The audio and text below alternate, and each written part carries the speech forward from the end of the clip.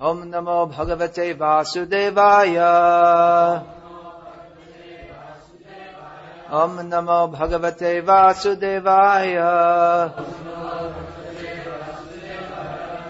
Om Namo Bhagavate Vasudevaya. Esha Nityo Vyaya Sukshma. Esha Nityo Vyaya Sukshma. Esha Sarvashraya Swadrik. Esha Sarvashraya Swadrik. Atma Maya Gunayar Vishvam. Atma Maya Gunayar Vishvam. Atmanam Srijate Prabhu. Atmanam Srijate Prabhu. Translation: the living entity is eternal and imperishable because he actually has no beginning and no end. He never takes birth or dies. He is the basic principle of all types of bodies, yet he does not belong to the bodily category. The living being is so sublime that he is equal in quality to the Supreme Lord. Nonetheless, because he is extremely small, he is prone to be illusioned by the external energy, and thus he creates various bodies for himself according to his different desires. Purport: in this verse, the philosophy of achintya bheda bhed, simultaneous oneness and difference, is described. The living entity is eternal, nitya, like the Supreme Personality of Godhead. But the difference is that the Supreme Lord is the greatest, no one being equal to or greater than him, whereas the living entity is sukshma, or extremely small. The Shastra describes that the magnitude of the living entity is 1/10,000th the size of the tip of a hair. The Supreme Lord is all-pervading. Andantarastha paramanu chayantarastham. Relatively, if the living entity is accepted as the smallest, there should naturally be inquiry about the greatest. The greatest is the Supreme Personality of Godhead, and the smallest is the living entity. Another peculiar characteristic of the jiva is that he becomes covered by maya. Atma maya gunai. He is prone to being covered by the Supreme Lord's illusory energy. The living entity is responsible for his conditional life in the material world, and therefore he is described as Prabhu, the Master. If he likes, he can come to this material world, and if he likes, he can return home back to Godhead. Because he wanted to enjoy this material world, the Supreme Personality of Godhead gave him a material body through the agency of the material energy. As the Lord himself says in Bhagavad-gita, Ishvara sarva bhutanam hridesha arjuna tishtati brahmayan sarva bhutani yantrarudhani mayaya. The Supreme Lord is situated in everyone's heart, O Arjuna, and is directing the wanderings of all living entities, who are seated as on a machine made of the material energy. The Supreme Lord gives the living entity a chance to enjoy in this material world as he desires, but he openly expresses his own desire that the living entity give up all material aspirations, fully surrender unto him, and return home back to Godhead. The living entity is the smallest, sukshma. Jiva Goswami says in this connection that the living entity within the body is extremely difficult for materialistic scientists to find. Although we understand from authorities that the living entity is within the body is different from the living entity. So here we are in the 6th canto of Srimad Bhagavatam, which is the topmost Vedic literature, and which ultimately describes the pastimes of the Supreme Personality of Godhead, the original Supreme Personality of Godhead, Prem Purushottam, the Supreme Personality of Godhead, who enjoys the most loving pastimes, namely Lord Sri Krishna, of which the chapters describing the Ras Leela are considered just like the smile of the Lord. This is the summum bonum of all knowledge and all Shastric information. Here we are in the 6th canto, more than halfway to the 10th canto, and we are discussing, or rather, Vyasadeva, Shukadev Goswami, they're discussing that we are not the body, as Srila Prabhupada has finished in his purport. The body is different from the living entity, which we may think is a very basic statement, and it is. This is the basic teaching of Bhagavad-gita. It's the basic teaching on which all spiritual knowledge rests. Spiritual knowledge means knowledge of reality, knowledge of what is the fact. The opposite of spiritual knowledge. Spiritual, that means vidya, and the opposite is avidya, maya, and that which is not. So here in this verse, and in the purport, it is discussed essential points, that the living entity is not the body, but he identifies himself with the body, therefore he's an illusion, and takes body after body, and he's different from the Supreme Lord Narayana. So this is being discussed here in the 6th canto of the Bhagavatam, and it's even discussed in the 10th canto of Bhagavatam. This what we might consider as a very basic point. Can anyone think where that famous verse is? Just 10th canto of Bhagavatam. Anyone can say? English or Sanskrit? That Krishna makes the point when he's speaking this to the sages at the sacrificial ceremonies performed by Vasudeva, that identification with the body is Maya. Well-known verse, in which such people are compared to asses and cows. Yasyatma buddhi. Go on, say. Yasyatma buddhi kunape tritatuke swati kalatradishu bhoma ijyati. Yatirtha buddhi sa eva gokaraha. Krishna says there. Of course, the cow is a worshipable animal, the ass is not. But in terms of intelligence, the cow is not in the top league. So, people who identify with the body, yasyatma buddhi, those who think their self to be the body which is made of 3 elements, kapha, pitta, vayu. Or further symptoms are described. Yasyatma buddhi kunavira, swadhi, same thing, atma buddhi, swadhi, kalatradishu, bhoma, that myself, I am the body, and then my wife, my home, my country, these are all wonderful. Who even is apparently very religious, but is not spiritually advanced because he goes to holy places, but not to take advantage of the real advantage, which is to hear from the self-realized soul staying there, but he goes to take a bath, to wash himself off of the sinful reactions which he's incurred, so that he can go on enjoying this material world better, without sinful reactions.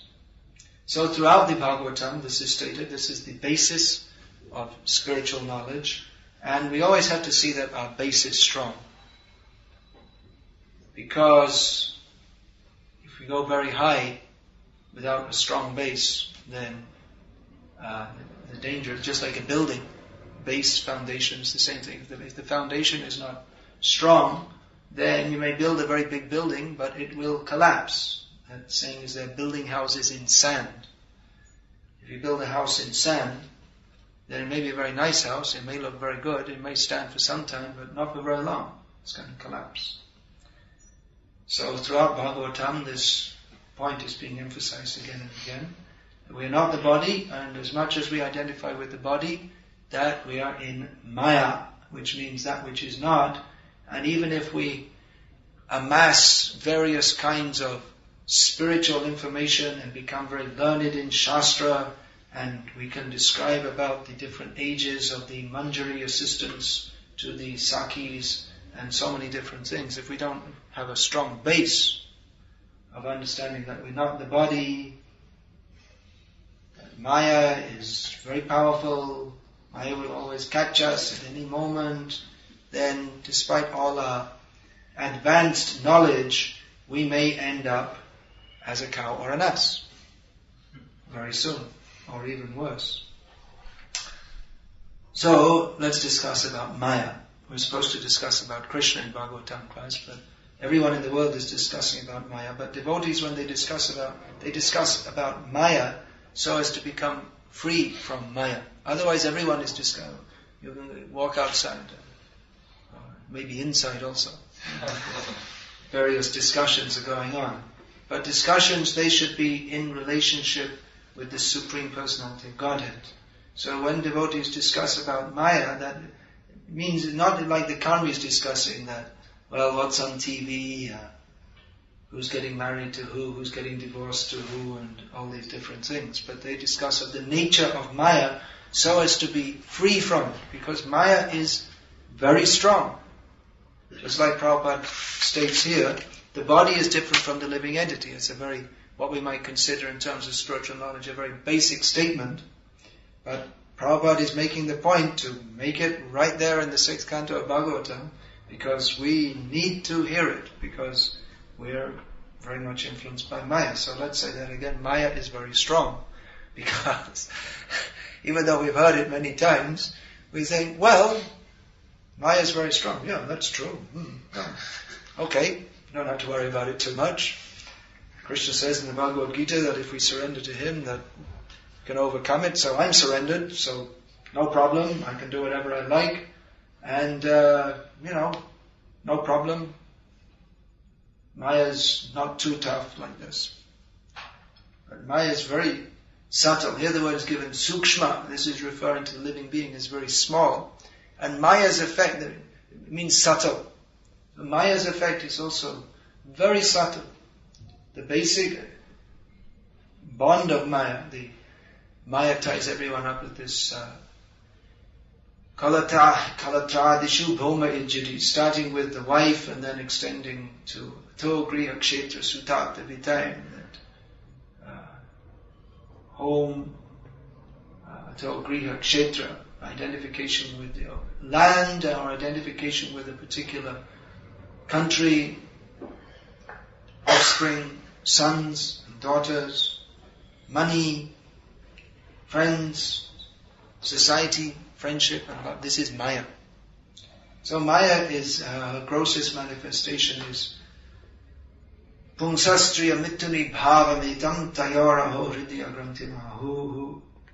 The identity, body, identification with the body, and attraction to other bodies, especially the male-female attraction, which when that's made solid, when we say when the knot is tied,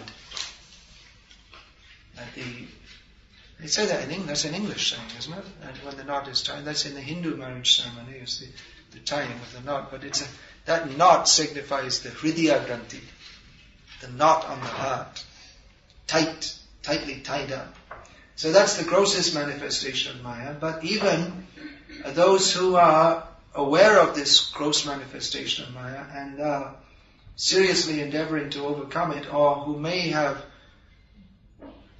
appeared to overcome it, there are many fine or very subtle attacks of Maya also in so many different ways. Chaitanya Mahaprabhu has warned. What are the weeds growing in the heart? He's given some clues. Nishidacha kutinati jiva hingsham lab puja pratishta jato upashakam.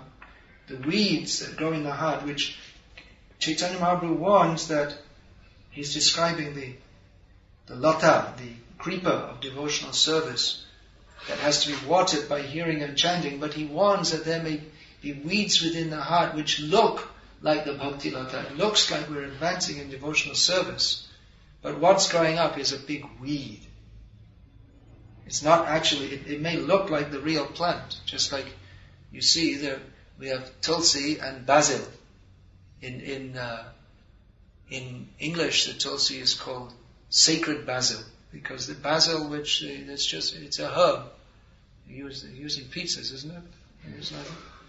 So it looks very similar.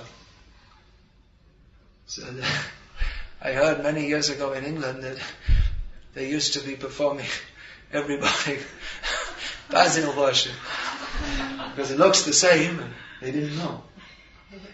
Well, Hare Krishna. That's Maya. Maya means to that example is given, the rope and the snake. That in the dark you may see a rope and you think it's a snake. You accept one thing to be something else, but it's not. So that's called, there are so many different names. So there's Sarpa Raju Nyai, the logic or the understanding of the snake and the snake and the rope. So this is, I guess that could be called Basil Tulsi Nyai, a misunderstanding.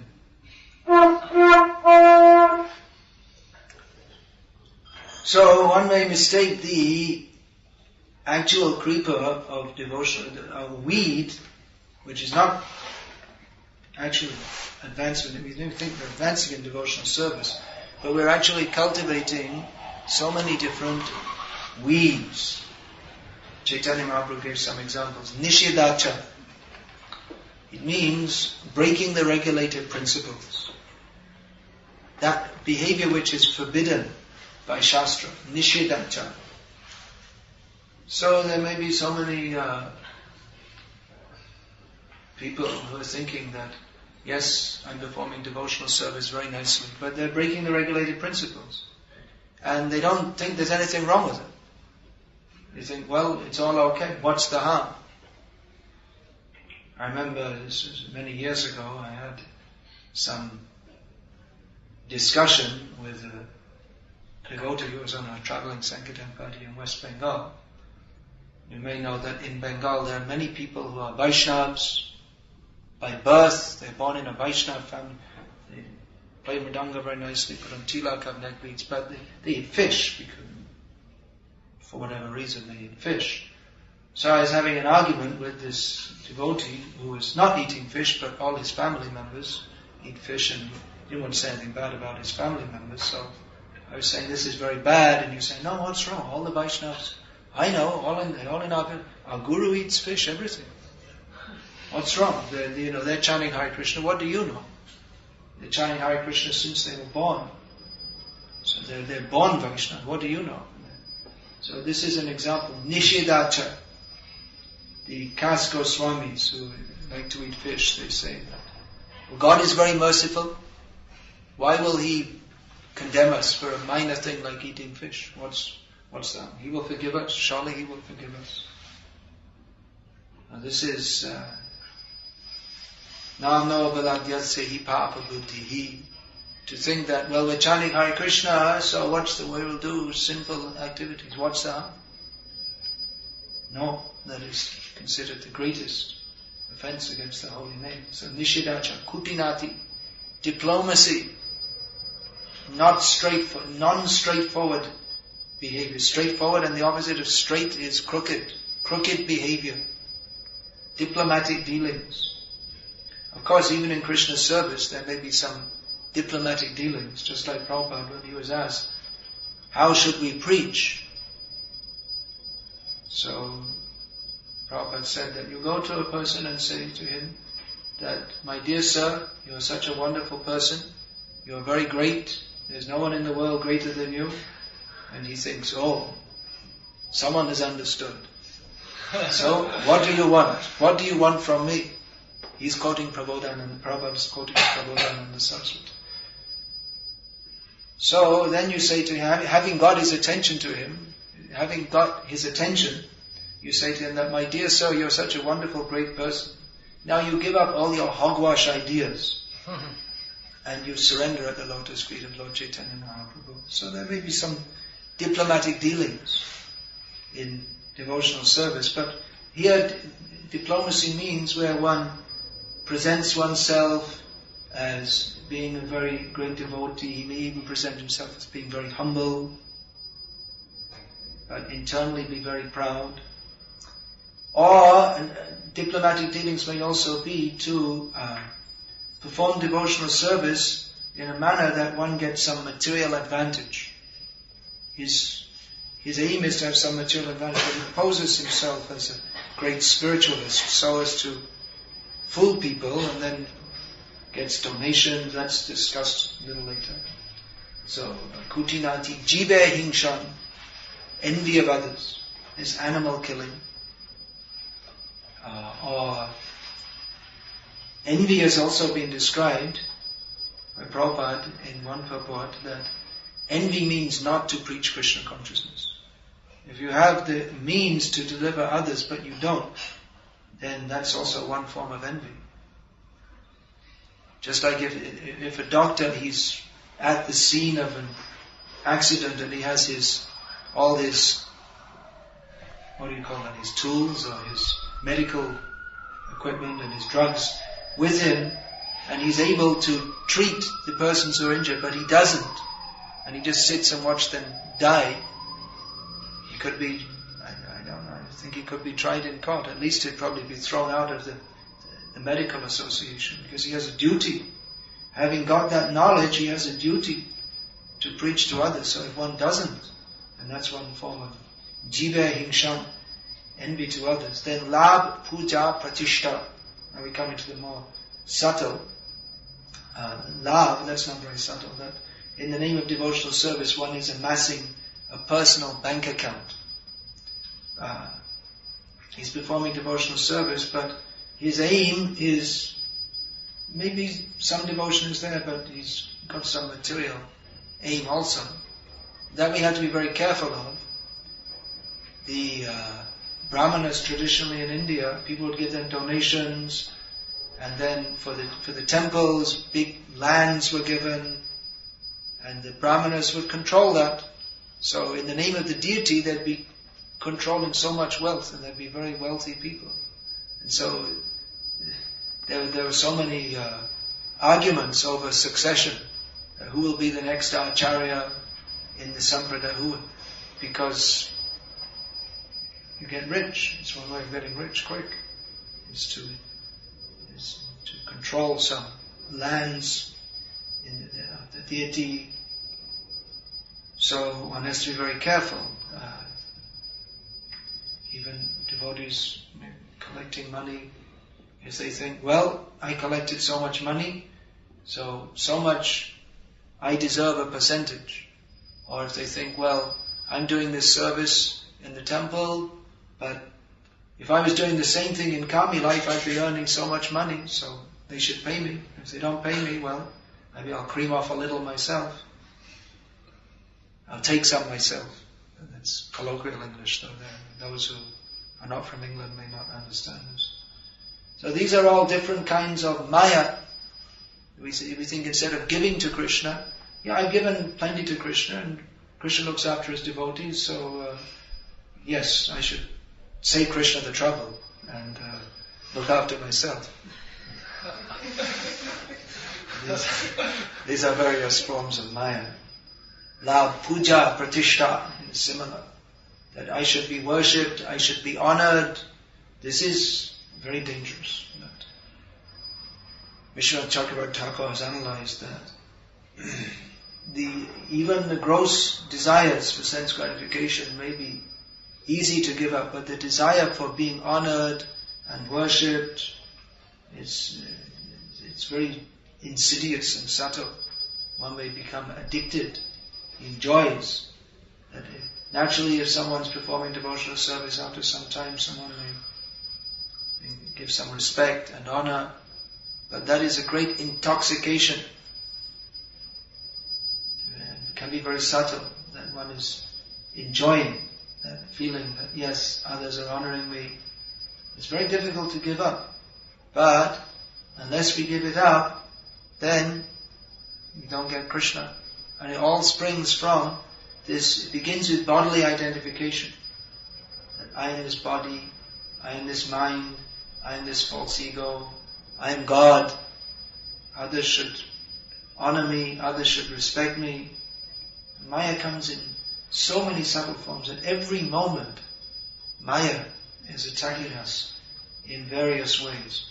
We see that if anyone develops even a slight ability, a little bit more than others, then they tend to be somewhat proud of that. And then if they see someone else who's got that ability more than them, then they become envious of that other person. This is how Maya works. And even in devotional service, you shouldn't think that, well, I'm performing devotional service, therefore I'm free from Maya. As soon as we think that, then we're in trouble. As soon as we think I'm free from Maya, then we're definitely in Maya. We have a lot of problems. So this can come. Even if we're performing very nice service and we're sincere, we also always have to be checking ourselves. Otherwise, we may be saying, I'm the best pujari, I'm the best book distributor, I'm the best cook, whatever it may be, I'm the best this or that. Or even if we're not the best, we may be the worst. And we may think that, well, I'm the worst. I'm the worst cook. See, no one cooks worse than me. We can make a joke out of it and enjoy that. Somehow trying to distinguish ourselves. Maya is so subtle. At one time, devotee said to Prabhupada, Prabhupada, I'm the most fallen. Prabhupada said, you're not the most anything, you're simply insignificant. You don't have any qualification. Then he may say, I'm the most insignificant. I'm the most fallen. I am the most fallen. No one is more fallen than me. On top of the list. Maya is very simple, so we have to be very careful. What to do? Well, what should we do? Chant Hare Krishna and pray for the mercy of Krishna. What can we do? We have to pray for the mercy of Krishna. That mood of prayer, that can really help us. All the other things we should do, we must do.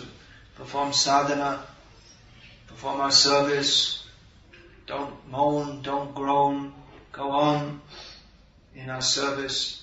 But at the same time, we have to understand that even though we're doing all these things, and without doing these things, there's no question of advancing in Krishna consciousness. At the same time, we should understand that ultimately our advancement doesn't depend upon our own effort, but it depends upon the mercy of Krishna and the Vaishnavas. If we think that, well, I'm performing the best sadhana, then again, that becomes, of course, we should. And then another nonsense is to say, well, I don't want to be too proud of performing good sadhana, so I won't perform good sadhana. That's another nonsense.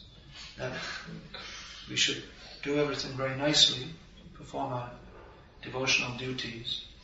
But at the same time, you have to be very, very careful that Maya doesn't creep up and take over our consciousness. So, what can we do but pray? Pray to Krishna. And please save me. And all these activities that we're doing, sadhana, service, that's all simply to attract the mercy of Krishna. Ultimately, we're depending on the mercy of Krishna. But all these activities, they are to attract the mercy of Krishna. Otherwise, we're very weak before Maya. We're very small before Maya. We may think, well, I'm advancing, I'm so great. But Maya is very lenient. Maya is not really giving us any severe tests. What we may think are severe tests. Then you see how Maya tested Prahlad Maharaj, how Maya tested Chitraketu.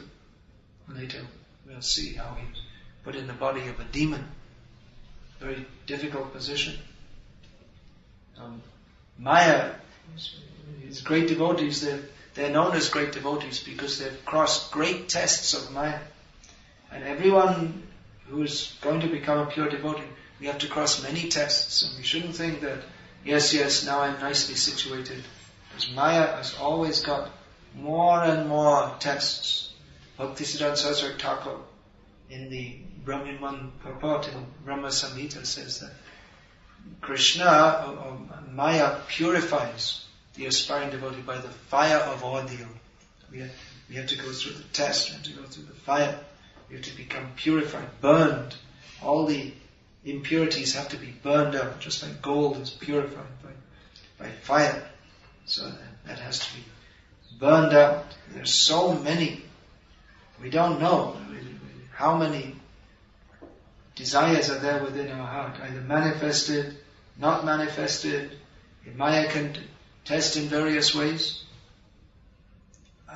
We haven't been subject to all the tests of Maya by any means.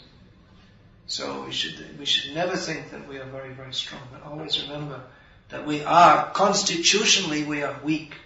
We are not strong. Sometimes we hear said, oh, such a strong devotee. What is strong devotee? Strong devotee means who thinks I am very, very weak, but takes shelter of Krishna by the process of devotional service. Otherwise, no one is strong before Maya. Constitutionally, Maya is stronger than the living entity. We should always remember that.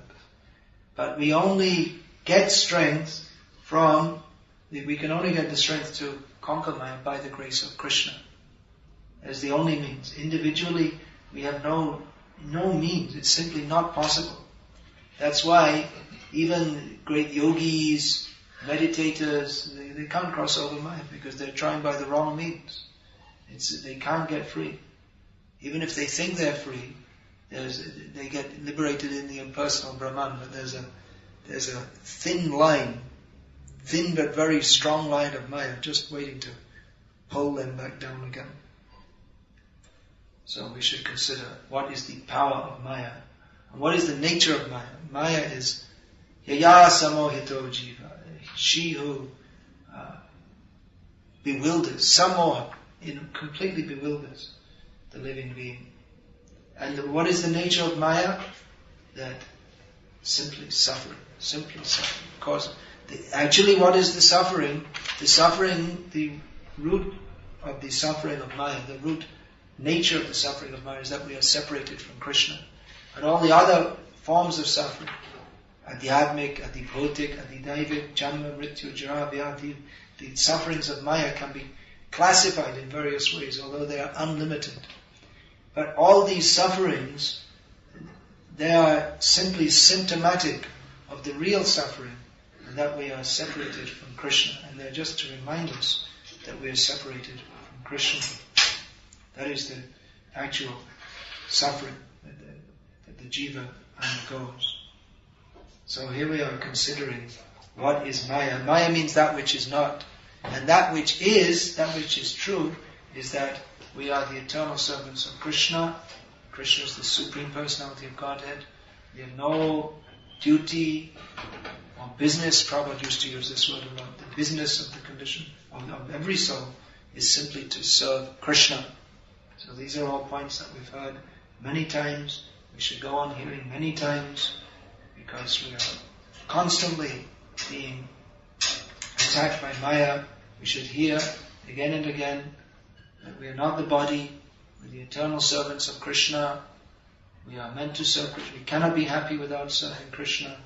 Our constitutional position is to serve Krishna, because Krishna is the Supreme Personality of Godhead. We are not supreme. That is our great illusion. We are eternally servants of Krishna and dependent upon Him. So, I think maybe the next few classes, describes this, and we can go on hearing how we're not the body, we're eternal servants of Krishna, and simply recognizing this fact is the cause of our fortune. Our misfortunate position is caused simply because we have forgotten Krishna, and all good fortune comes simply by understanding. Jeev Krishna Das Ebishas Kolaleta or Dukanai. Simply we have to understand that we are the jiva, we are not God, we are the tiny living being dependent upon Krishna, the servant of Krishna, we are not the body. Jeev Krishna Das Ebishas, simply have to understand this. And Har Dukanai, there will be no more suffering. Hare Krishna. Any question or comment about this? Maharaj, is there any benefit understanding you're not the body, unless you do understand that you're the Krishna's servant? Because people will understand themselves as having a character, they're not like a person, which isn't the body. You understand? Well, it's a preliminary understanding, but simply to understand that we're not the body, if we don't understand that we're the eternal servant of Krishna, that I was discussing yesterday. People have theoretical knowledge of reincarnation, but they're addicted to sense gratification nevertheless, because they don't know that their real position is as a servant of Krishna. Or even if they understand, I know the body and material life is suffering, without knowing that I'm the servant of Krishna, then they become impersonalists. So it's a preliminary understanding, but practically that was the main theme of the class yesterday, that even knowledge of reincarnation, although it's necessary, it's not in and of itself all in all. We also have to know that we are the eternal servant of Krishna. There's some other question. Maharaj, you said that the use of the Thomas in the preaching has some meaning and use, but what about using diplomacy in dealing devotee with devotee. Oh yes. Oh yes. What about using diplomacy? Diplomacy in preaching is acceptable. What about diplomacy in dealing with devotees? Yes, that's also acceptable. Prabhupada regularly.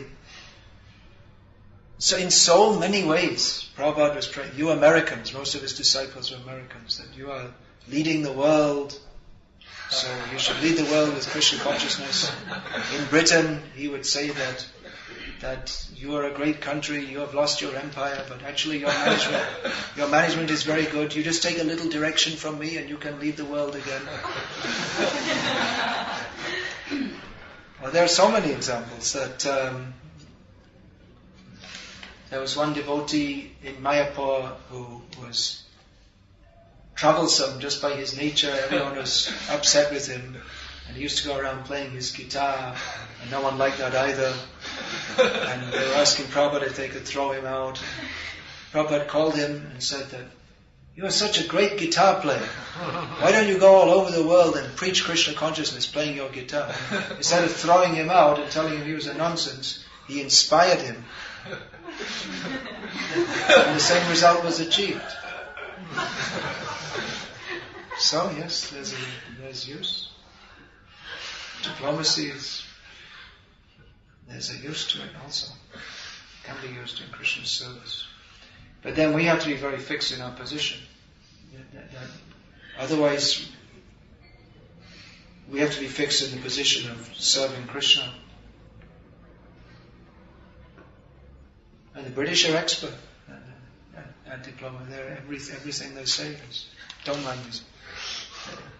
The middle classes especially, they're very expert in saying things in a very polite way. Americans can't understand it unless they've lived here for years. They say, oh, the British are so polite.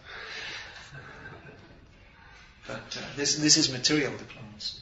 But, they're so polite. They're always saying thank you and please. But a British person who understands the subtleties knows that actually when an American would be using all kinds of four letters words, the British person, he says, thank you very much. That means get the hell out of here. Depends on the tone. Depends on the tone of voice. So, in Rome, do as the Romans do. That's said in Sanskrit also. Yata deshe tata cha, something like that. According to you should behave according to the local culture. So, you can do also. May be necessary. But Chaitanya Mahaprabhu has warned against diplomatic behavior as a weed in devotional life. So when one presents himself as being something that he's not, or deals with people in a duplicitous way for some personal advantage, that is a weed in devotional life. So you have to be very, very careful. Practically, we can't live in this world, especially in the modern age, without some kind of at least diplomatic dealings, if not outright lies and bribery and so many things.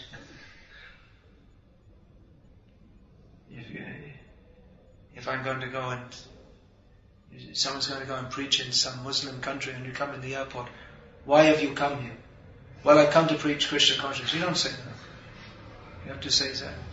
Visit friends, holiday, whatever it may be. Diplomat, it's a lie, but for Krishna's service you have to say.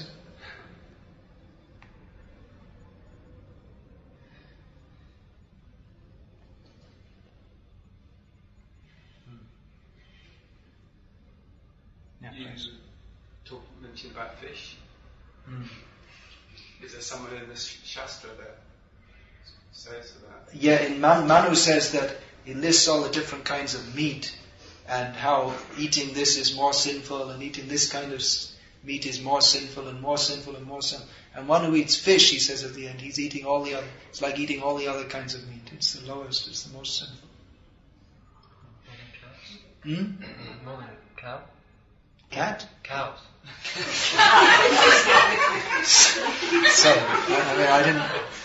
I'm sorry. I'm not trying to make a joke. I just didn't understand what you said.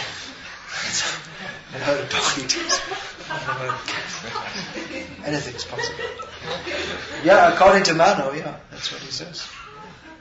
He's the lowest of all. Some things are difficult to understand.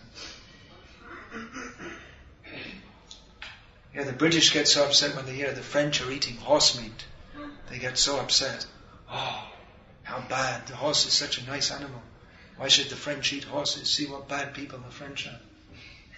But they're eating pigs and chickens and cows. They're eating horses. Oh, very bad. They're uncivilized.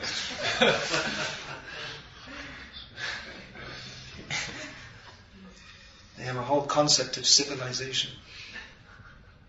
When the maggots are dropping off the pheasant, then you should eat it. That's very high class. Of course, I think they outlawed that now.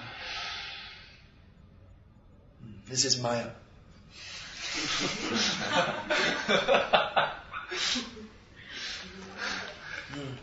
I read in Srimad Bhagavatam, I don't remember now in which canto, but it explains how a fish actually on the lower, it's the lowest species of life, most abominable. It's in the 8th canto where Parikshit Maharaj asked Shukadev Goswami, he says that when Shukadev Goswami describes Matsya Avatar, so he said, well, the fish is the most abominable species and is always condemned and full of suffering.